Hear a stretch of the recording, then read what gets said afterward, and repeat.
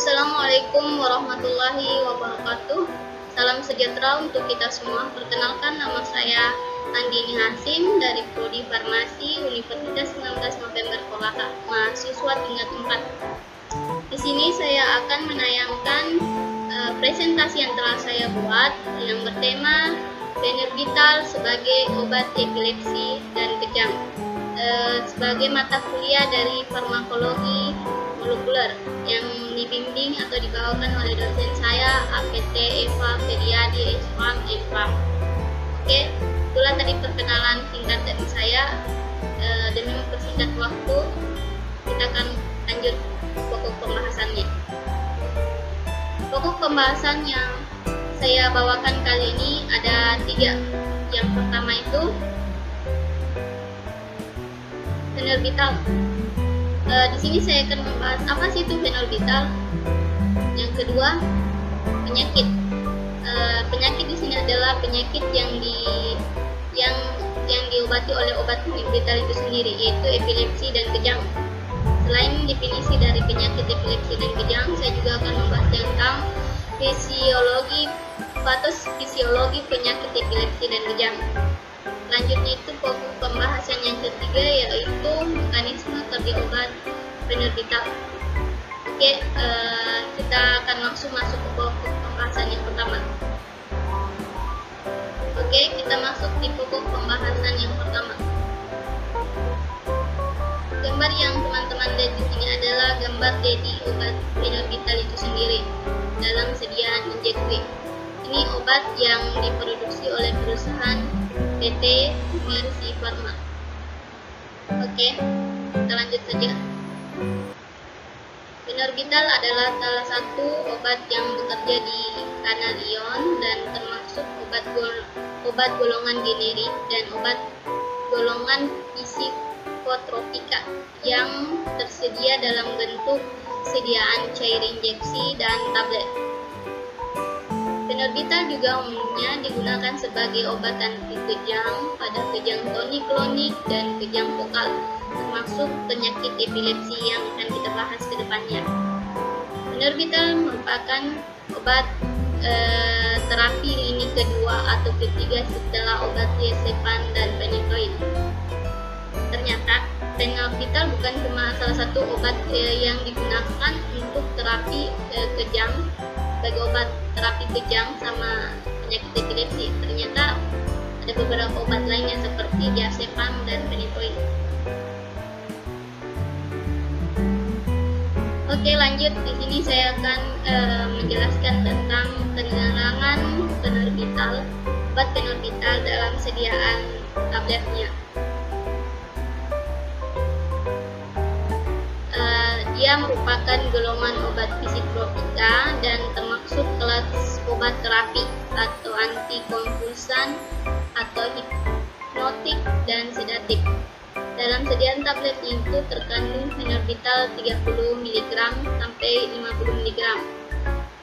Kalau dijual persatuannya itu bisa dalam bentuk strip ataupun botol. Kemasannya bisa per box. Dalam box itu ada hampir 10 strip.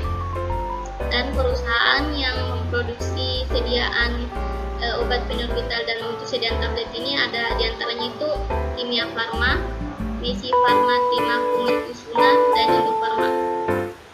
Selanjutnya itu saya akan menjelaskan tentang keterangan obat penerbital dan sediaan injeksi.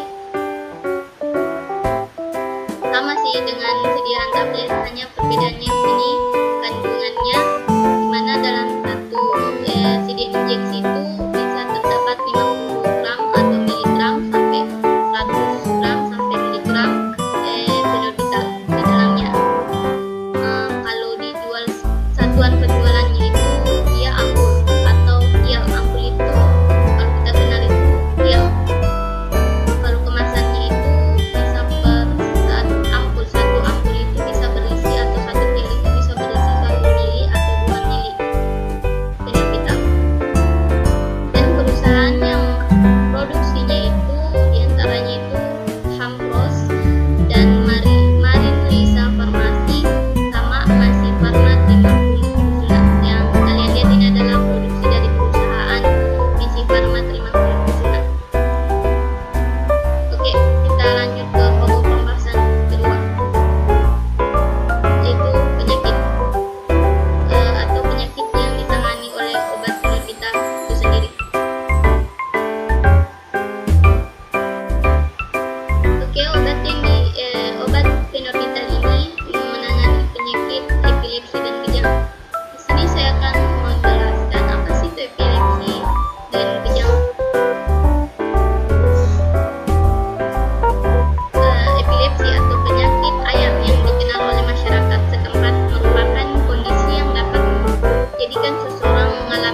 secara berulang. Epilepsi bisa menyerang seseorang ketika terjadinya kerusakan atau perubahan di dalam otak. Pada kasus epilepsi itu sendiri, kejang terjadi ketika impuls listrik tersebut dihasilkan secara berlebihan oleh otak sehingga menyebabkan perilaku atau gerakan tubuh yang tidak terkendali. Oke, itu tadi penjelasan singkat dari penyakit epilepsi. Selanjutnya, apa sih itu kejang? Kejang sendiri adalah gangguan aktivitas listrik di otak seperti yang saya katakan tadi di atas. Kondisi ini seringkali ditandai oleh gerakan tubuh yang tidak terkendali dan disertai hilangnya kesadaran. Kejang bisa menjadi tanda adanya penyakit pada otak atau kondisi lain yang mempengaruhi fungsi otak. Oke, selanjutnya kita masuk ke pembahasan selanjutnya, yaitu patofisiologi epilepsi dan kejang. Patofisiologi adalah di sini kita akan menjelaskan awal hingga terjadinya atau bagaimana cara terjadinya patofisiologi epilepsi itu sendiri. Ini adalah gambar dari sel saraf dalam kondisi epilepsi. Yang dalam kondisi epilepsi ada dua neuron transmitter yang berperan, yaitu neuron transmitter GABA dan ini neuron transmitter glutamat. Epilepsi terjadi karena salah satunya itu produksi neuron transmitter glutamat yang berlebihan. Oke, saya akan menjelaskan tahapan dari terjadinya epilepsi, yaitu yang pertama di mana terbukanya kanal ion Na sehingga Na masuk ke dalam sel dan akan terjadi hiperpolarisasi dan memicu terbukanya kanal ion Ca. Dan ion Ca juga akan masuk ke dalam sel.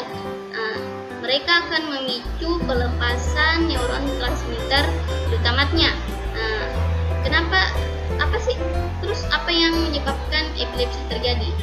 Di sini karena kan Na itu ionnya plus dan Ca2 juga itu ionnya plus, yang dimana ion mereka itu bermuatan positif, dan itu akan menyebabkan pelepasan neuron transmitter GABA-nya yang berlebihan.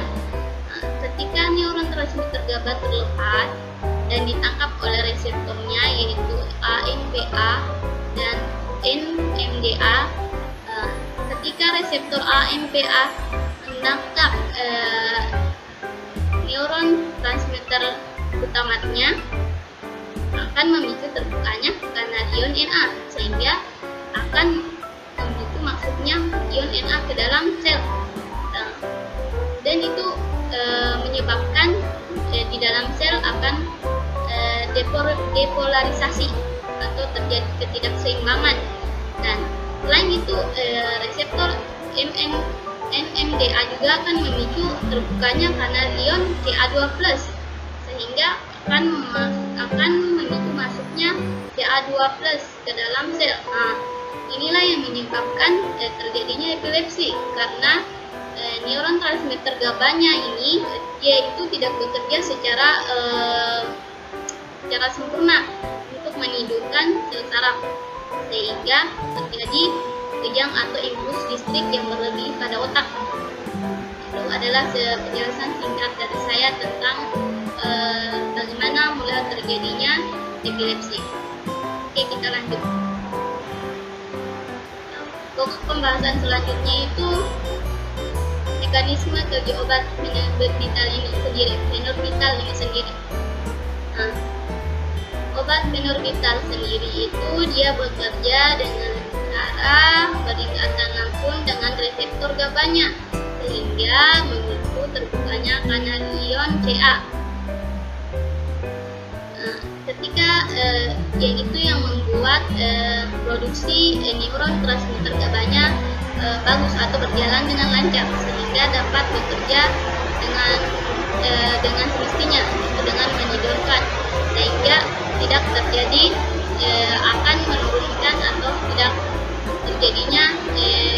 polarisasi di dalam sel karena produksi neuron transmitter lancar.